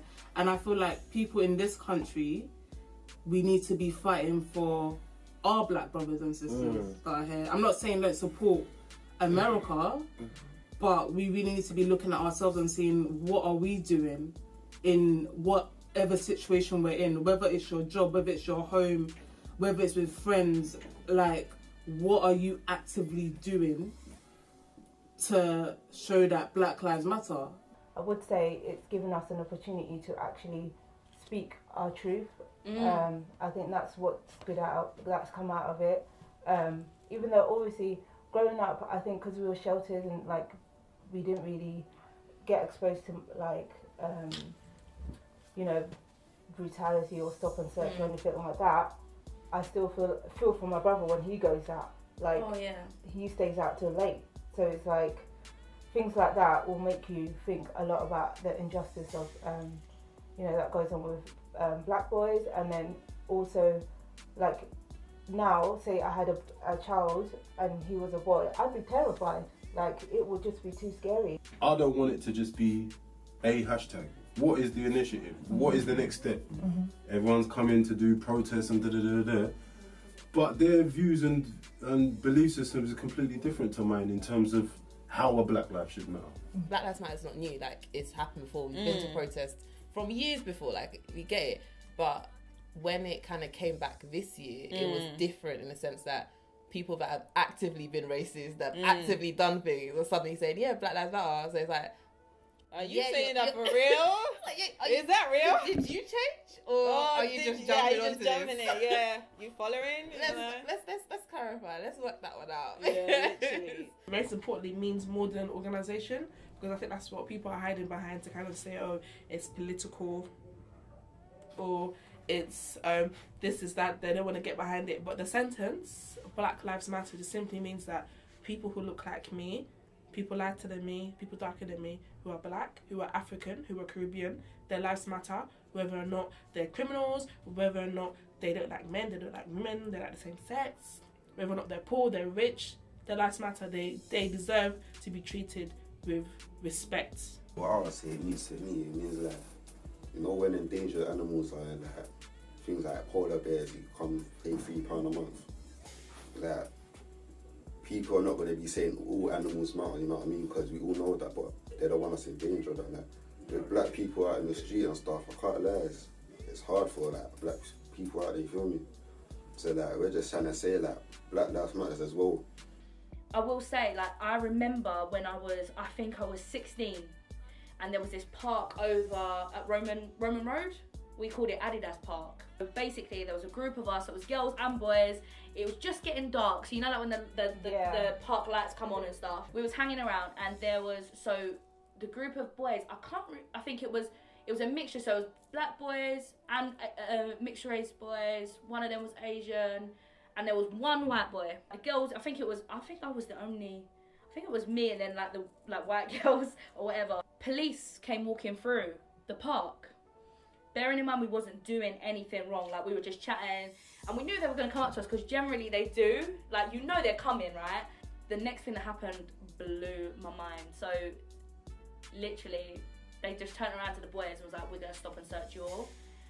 And the white boy, one of the officers was standing with, and bearing in mind, so say for instance, like, I'm here, the other police officer telling us to shoot is here, the white boy is here, police officers here, and then there's another police officer with a group of like the rest of the boys. They're sort of all like there. Yeah. And he turns to the white boy and he goes, "Oh, you can go as well. You'll be fine." What? My heart dropped because I knew instantly what was going on. That it was that moment where I realised, like, and all three police officers were white, and I was just like, "Damn, you let yourself down." Like, because a trend means nothing to me. Like you said, some people, everyone's doing hashtag. Then when it died down, what do you get? Nothing. Do you know what I mean? So, to me, it's about progress. It's about movement. It's about action. Black Lives Matters is important. There's people who died way before George Floyd, and so many. But this, I think, the reason why it's the way it was catapulted into the media. It was people were feeling as a human race. So for me, Black Lives Matter has made everything, put a lot of things out in the open. For example, the discussions we've had at work. I've actually opened up my heart to how I feel within an industry that I strive to help, to assist young people on their journey. Not to get rid of the barriers that they have, because I think that's bullshit, getting rid of the barriers. Young people need to come across these barriers to gain resilience. And being a black child, being a black adult, all I've been taught from childhood, resilience. So for me, Black Lives Matters is just not empowered, because I think power is not given, it's taken. But I believe it's just allowed me to breathe. I'm breathing. I was stifled from breathing, and I'm breathing slowly, but surely I am breathing again.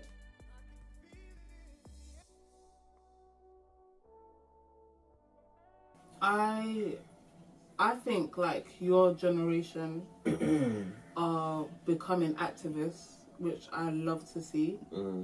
What I would love to see is more unity amongst black people. I would like to see fair opportunities for black people. And I'm not even just talking about, you know, work, I'm talking about education. I like to see black people being educated about their royalty and not their slavery. More leaders to like support us in a way, because like when you look into the parliament and stuff like that, you barely see any black people there. Like Union Street, I want it to be all equal, like people from every community. Yeah. Because that way everyone has a fair that say. Way You know what I everyone mean? gets a say and no race will feel nothing. Like, you got a representative. That's what I'm saying. There, like at least you got someone there that can speak for your people. Then you get me? So it's true. Like, it's true. Just more leaders out there to support us. I guess I'll say I hope for togetherness, like in a way where we start, like, obviously the only thing this country, or I guess in different places, is just money. Like, they see green. And I feel like we need to start creating our own community where it's like we're providing and spending into our own culture and community where they'll be forced to respect us. I just hope that all, like, everyone just get along together, you know, everyone gets treated as one, you know, the usual. But hopefully they can teach the younger generation in schools about, like, black history more, so it's not just like one-sided, like everyone knows about each other's histories and stuff. I definitely think that there should be more opportunities for young people, especially the ones of minorities. More opportunities to go to uni, more opportunities to like excel in the workforce. I think that's what I want to see change in also the way they're treated, like police officers getting better trained, and also to just put down the bias. Like if you see a group of people, unless they're doing something wrong that is unlawful, I feel like we shouldn't be treated differently or immediately seen as a threat. Man, I really hope that we can get back together as one. Like even personally in my family, like seeing them how they were in the pictures, you see about 50 of them all in one picture. Like you know, it's all segregated now. Like we need to all come back together as one. I feel like what we should really do is go back home and help build up back at home and invest into and pump money into the black cultures and not the black cultures, the black businesses and things like that. So into our culture, invest back into our own people. There's so much poverty up there, so many people struggling. What they don't know is our countries are rich with natural minerals and stuff. They just need to go out there and actually get the money to actually go and actually find it. Go and find it. And the education that we have, we can like now take it back. Like we would like the money, like the pound to like the naira or whatever it is stronger. So we can, for a little, we can help them a lot. Keep persevering. Keep aiming for what you're aiming for, and I guess for me personally, I think one thing that I would like is a lot of people of colour sitting on tables where decisions are made. All I want is just like less racism, literally, like to the point where you don't really experience, like it's a rare thing. For us to be equal, for us to know our worth, for us to not be treated differently because of our skin. And for us to really, like, see how most of us have to work harder than others because of our skin or whatever. Like, mostly just to be equal and, you know, valued in a way. You know what I'm saying? Mm-hmm. Yeah. I hope for black people in general for there to be a sense of freedom, a liberation, you know, for people to allow us to progress. For people to allow us to live through our trauma, our generational trauma, because I believe it's not just about 2020, it's not just about last year in the 90s, the 70s, the civil rights movement, but it's about now. So, you know, for people to leave us alone so that we can progress, because there's a saying in Nigeria where there's a slang that's going on now that life, no balance. No one's life is the same, but it is bad when people are being restricted from living their destinies. So what I want is freedom and liberation. I really want the next generation of black young people to have a community, like, because when we were younger, the community was very different to what the community that we probably have now. And I feel like if you keep making it bigger, you keep making it better, you make it sustainable. So you have got black businesses, you've got things that you can turn to, you've got resources, you've got people in different fields. Then I feel like it will feel more you feel more empowered. Like you feel more supported.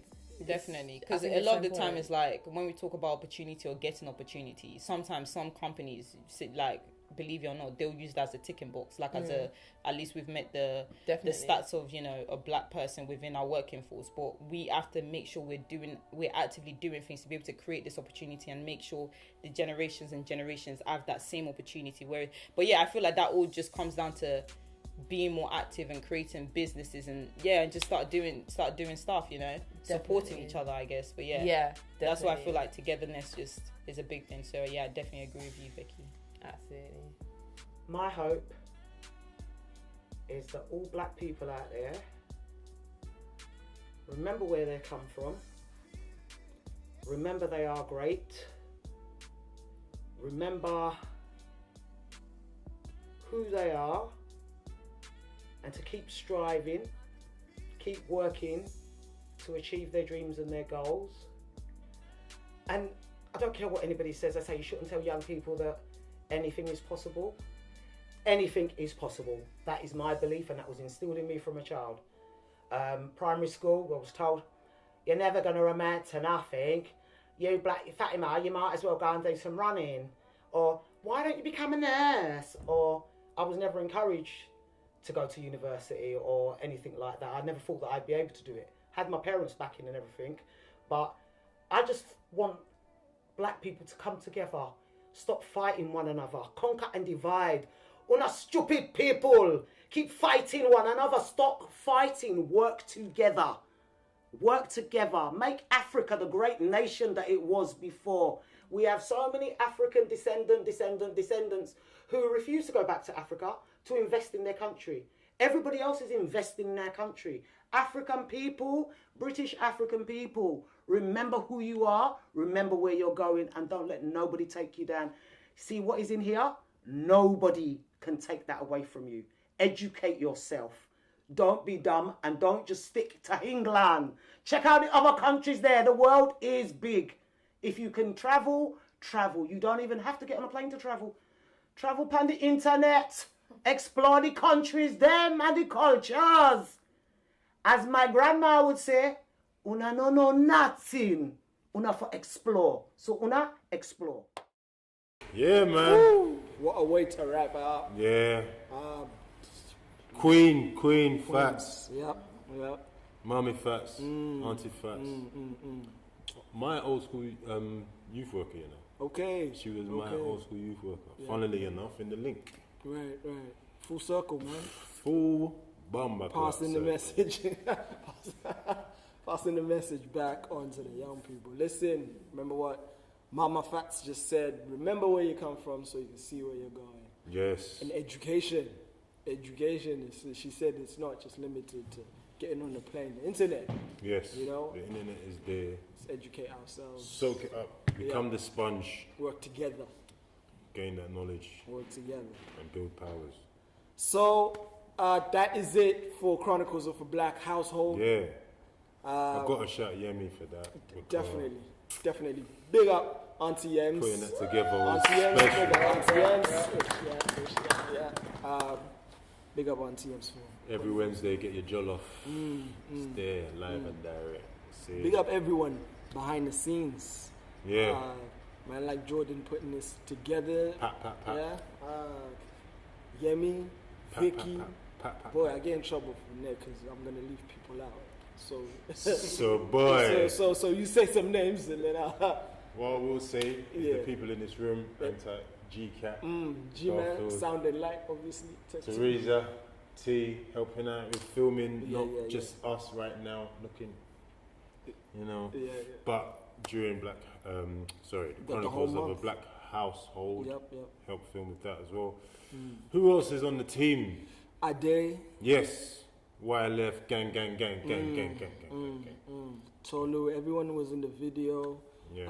Lisa, the young people mainly. It was educational even for me. Yeah.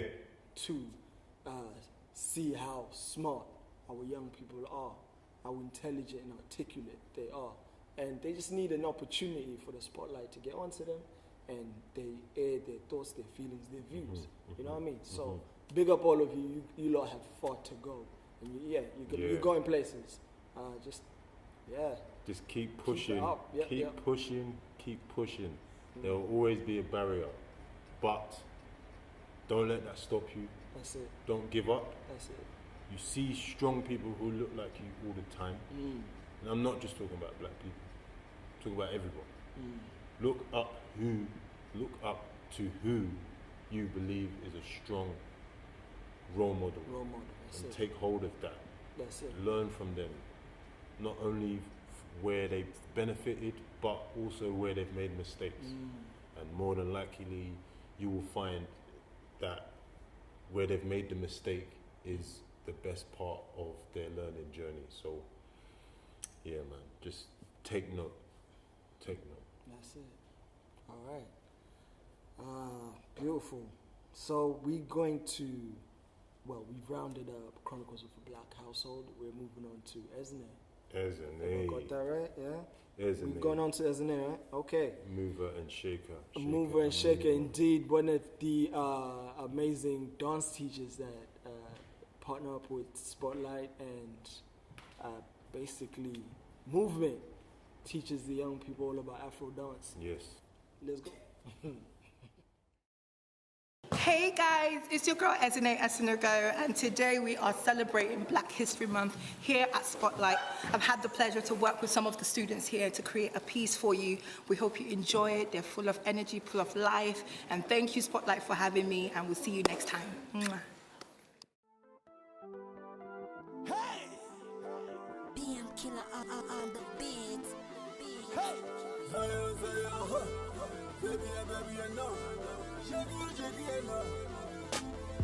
On y va. Ma chérie, je suis désolé. On va danser today. Shakuna Guara, tu connais. Allez, viens, on va s'enjailler. Viens couper, décaler. Ce soir, sur la piste, en danger. Bébé, ça prête. On va ndomboliser jusqu'au matin. C'est la danse du moment. Allez, fais-le doucement. Bouge ton body calmement. Mon équipe plutôt fraîche, ouais. Ndombolo, tu es la zone, ouais. Les locaux au Kodondoa. C'est calme, c'est Kodina. Ekidagudam, ekidagudam, mama na banda kidagudam, tobi na kidagudam, shinyoma wende kidagudam, amida shu kidagudam, pisa koboza kidagudam, tobi na kidagudam, on y va. Bouge-toi gentiment, salambo gentiment, Abidjan, Bamako, Sénégalais, ils m'ont tous validé. Bouge-toi gentiment, salambo gentiment. Cabeçaria, livre filet, ils m'ont tous validé. Bolinga, bolinga, boko, bina. Hello. Hey, on va danser. Hey, hey, boko, bina, ko. Hekidakudakwe. Hekidakudakwe, bantamabroba dansi. Hadebulukuta wanda mutuka. Hita, zambi, mama, ma, mutuka. Swa, amona. Matala. Tobina Gidaguda.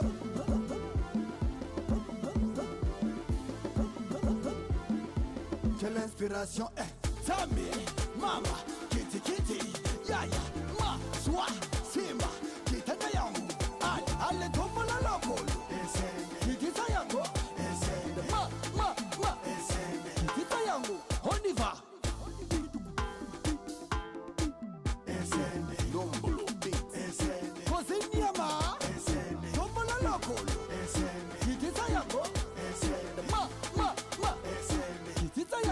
On y va. Hekidakudaku, hekidakudaku, mama na bana kidakudaku, tobina kidakudaku, kisi Joaquim kidakudaku, poso mobutu kidakudaku, didi diwine kidakudaku, tobina kidakudaku.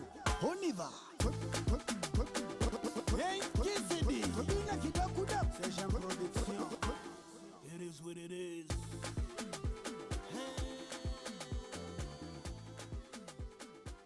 Big up Ezinne. On y va. I can bogle, that's what that is. Listen, if we were, if we was on the dance floor, I would have bust a you would have bust a move. Why are you leaving me by myself, man? I can do a little bogle still. Hey, big up all the dancers in that video. That was really amazing. Vicky, shout out their names, please. Brittany, Big shouts to Brittany, Manuela, Kofi, and Katia, yes. Hey, big up yourselves, guys. Thank you for an amazing piece. Thank you for putting that together. Ezinne, well done to you. Well done to the whole crew. Okay, I'm gonna move over to the next piece. My guy, you know what the next piece is? What has changed? I do Please know tell what us the next piece is. what has changed. What is this about? Just asking the question, what has changed over time with black people and police relations? Need I say more? Okay. You're not gonna engage with me, I'm trying to talk to you. Nah, bro. What do you mean, no? We don't want to talk to you. You don't talk to me? I've had so many bad encounters. Why is there so many of you? I am Stephen Lawrence. Study architecture and want to be an architect for my A-levels. Unfortunately, that didn't happen. One day at a bus stop, I was attacked by a racist group of white men. I died. 18. I was 18. 1993. Years go by after my death, my mom's still fighting for my case. What has changed? I've had so many bad encounters with you lot that I actually do not respect you guys. So that's why I don't want to talk to you guys. Alright, but it's definitely a smell of weed. Plus, that guy, as soon as he sees us, he rode off. So that's suspicious behaviour, isn't it? Right there. My name is Doreen Lawrence. I'm 67. I'm currently the Labour Party's advisor on race relations. Yay. I'm an MBE holder. Yay. But I'm also a woman who has lost her son. In 1993, my 18-year-old son was murdered in London, in Greenwich. A racist attack. Many years after fighting and fighting and fighting, 2 out of 5 people were convicted for my son's death. Some may say, a job well done. I couldn't even bury my son in this racist story. The police laughed. Well, people may ask, what has changed? What has changed since 1993? Mothers and fathers are still losing their children, not only to racism, but the neglect of the police. What has changed? Alright, we found cannabis next year. So listen, you're going to be searched under Section 23 of this Drugs Act. Can you keep off your phone, please, sir? Who you mean, bro? Who you mean, bro? This was found underneath where you sat. No, I'm recording. So you're going to be taken personal search. My name is Aaron Williams, born and bred in Bow, East London. My home, the place I love, the place where my loved ones are. But still, thinking back, I can remember feeling like I'm the enemy. No one should be made to feel like this. Hey, what are you doing, bro? Hey, yo, what's going on? What's going on? No, why you, bro? He's calling someone. He's calling someone. What are you guys doing? What are you guys doing? What are you guys doing, bro? What are you guys doing? No, but why is he grabbing him like that? No. Why are you grabbing him like that? And I know you're thinking, the enemy of who? Bro, it's no surprise that it's the boys in blue.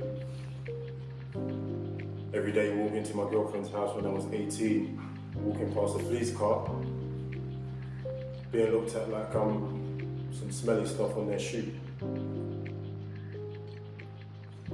No one should be made to feel like that. Stopped and searched every other day, just because I fit the description of a black boy with a tracksuit. When's it gonna change? What's changed? Why is he grabbing him like that? He's getting his phone. We're trying to stop him from recording people. Bro, no one cares, fam. No, but he's his own person. He's doing, no, bro, he's his own person. It's his property. I want him to. What are you doing, bro? What are you doing? Hey, can I see your identification, bro? Let me see your ID, bro. Let me see your ID. My name is Mark Duggan. I was born on the 15th of September 1981. I'm the father of 6 children and I'm from Broadwater Estate. I was shot in the chest, wounded by a police officer. Knowing that I couldn't do anything to stop that, it makes me feel upset.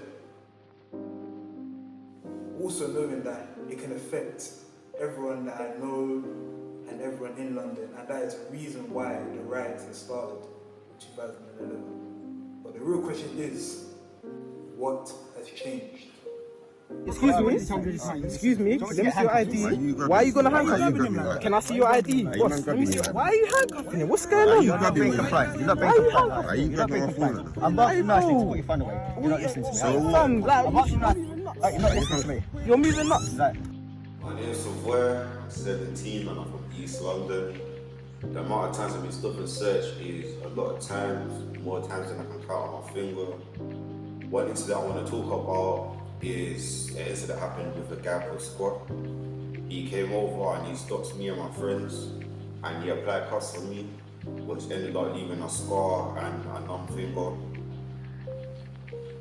Since this incident, we had meetings with him and this is to resolve the issue, but the issue was never resolved as he came in and he started lying and he also did not apologize.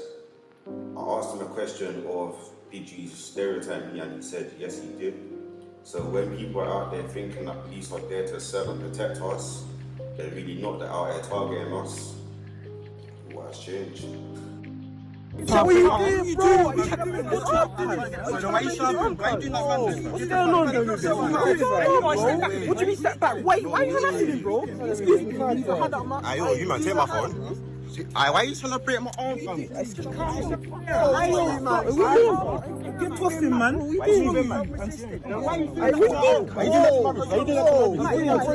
Don't push me. What are you doing? Right now, you're talking. Don't push me. Don't push me. Don't push me. Don't push me.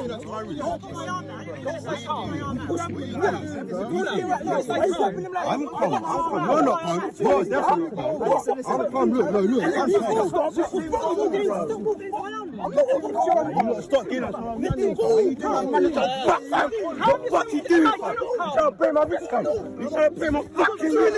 Are you mad? Are you mad? Are you trying to break my fucking wrist, man? You fucking mad? Are you mad? Are you mad?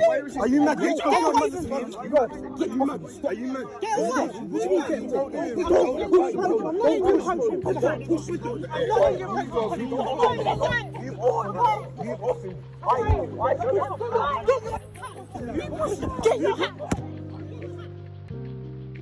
What has changed? What has changed? What has changed? What's changed? What has changed?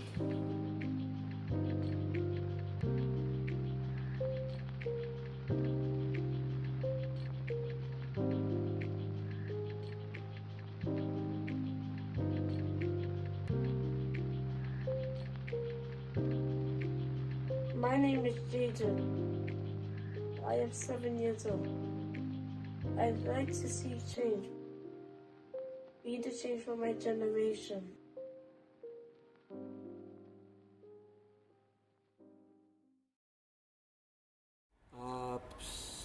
Heartbreaking, man. Obviously, I'm gonna let you tell us what the process was, but for me, seeing and hearing this for the first time, especially the young boy at the end, 7 years old, man. And what he says is powerful. Yeah. He just wants to see change. You see, even though I made it part of the process, like, it just makes me think about my son. Do you know what I mean? Like, how he's gonna go forward in life and have to deal with these kind of passes and silly things just because of someone else's ignorance. But going back to working with the guys, I mean, let's put this whole thing into perspective. We start this drilling diamonds thing at the beginning of the year, beginning of 2020. Okay. Things are going fine, characters are being built, storylines are being written, some real good work is being done. COVID hits. Then through sheer grit and determination, we stay together as a group, and basically those faces become the only faces I see for the following 6 months. Right, and this is yourself and the young people. Yes, comes in and dance. myself, Yemi, Ellie, guys from Playing On, Michael and Jim. In the space we had Tavoy, Malachi, CJ, Kwame, Edna, Ade, and Samuel. Those faces became my family members. Of course. For 6 months. Of course. In every single session, it was like our therapy. It was our therapy. It was our way to make each other feel great and make ourselves feel great. Of course. Then this was all leading up to creating a film. Okay. So as the lockdown was eased, we had the opportunity to come here and create a film, put the last touches on it, because most of the film was shot through Zoom and all this kind of stuff. So the filmmaker John actually went to different houses to film shots, which was wicked. On the final day of the performance, what you heard in that piece was an altercation just outside there. So they'd come out on a lunch break. I don't even know. It might even have been a thing. Yeah. It was just breaking through rehearsal because we'd been in here for a few hours straight. Yeah. And then to come out to that, and I've come out and caught the aftermath, and just to see it, it was heartbreaking. Like to know that the young people that were involved in this situation weren't young people that should have been involved in this situation. Not at all. And this area is a hotbed for knife crime and all the other things, ASBO, substance misuse. That's right. But those young people ain't a part of it. And would be known to the local units around it, police units. But this one was a violent crime unit, right? So you heard in the thing, they found a bag of weed. Right. Okay. And so it must be you. And these are young people who I want to say we've watched growing up, but now we've grown up with them. This is the thing. My grandparents live on the same landing as Tavoy's grandparents. I grew up with Tavoy's uncle. I know his family. So to come out and see Tavoy, little Tavoy, I still see him as little baby Tavoy. Yeah. You get what I'm saying? Yeah. And then to see him in handcuffs. And then to even edit this and hear, not see, hear the pain in his voice. The pain in his voice, that's it. The pain in his voice, the frustration, anger. the anger, that's it. Oh my gosh. For what? For what? Yeah.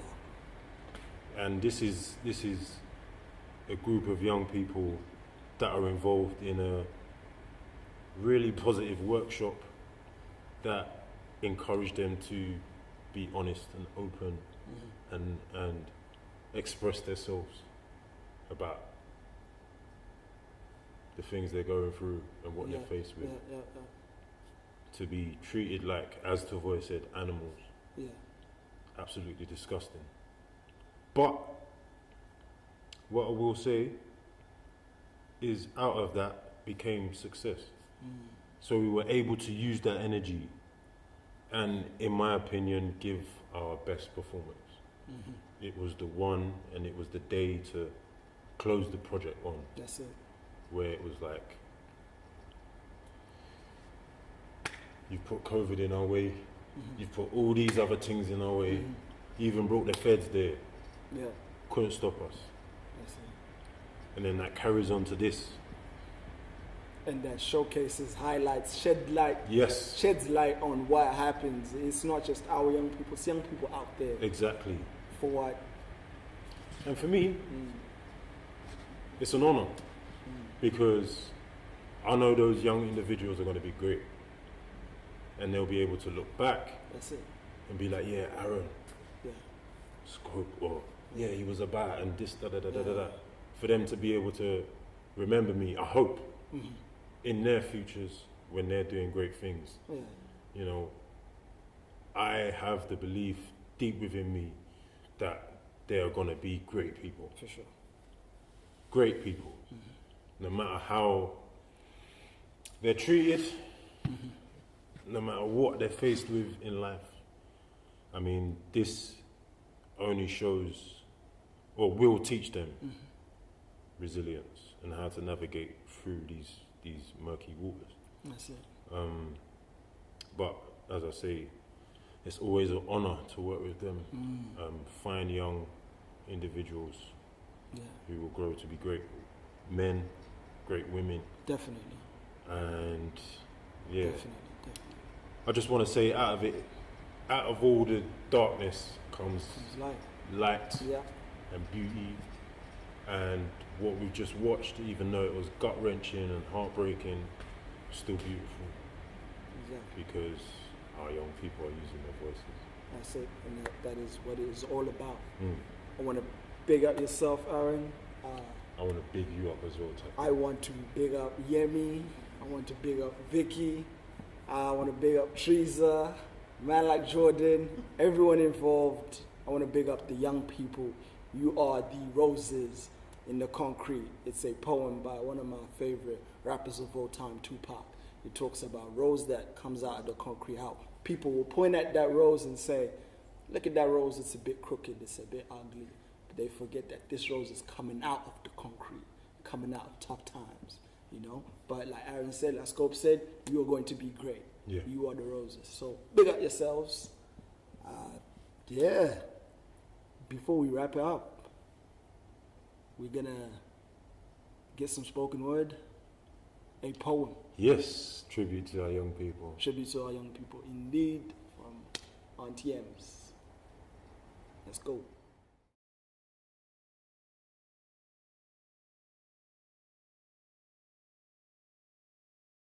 Today we celebrate our future generation, and today we focus on you. Don't let anyone tell you that your blackness is inferior. Those are lies and not true. They talk about our history like it's just in the past and unseen. But first, I want to do a big shout out to our talented young black queens. We have love for Edna, Amal, and Ade, that female power with a mission. Your words will forever be embedded, so don't let anyone blow your vision. We can't forget Hannah with an inquisitive mind. Just remember that you are smart. Some can't handle who you are, but Rochelle and Morgan, we see you with your big hearts. Christelle and Zoe, representing Black sisterhood, showing us just what we need. Zeno and Kayla, you are more than just little girls. You are on a journey to succeed. Sometimes we can be sexualized with all that black girl twerk, but we bring more creativity to the table. During Afrobeats, check Katia's footwork. You need to see the passion of the moves, especially in Emanuela and Brittany. We salute you with a Zanku as you go off to shine bright in uni. Today I'm gonna shout out to Queen Monique, hard working and focused on her goal.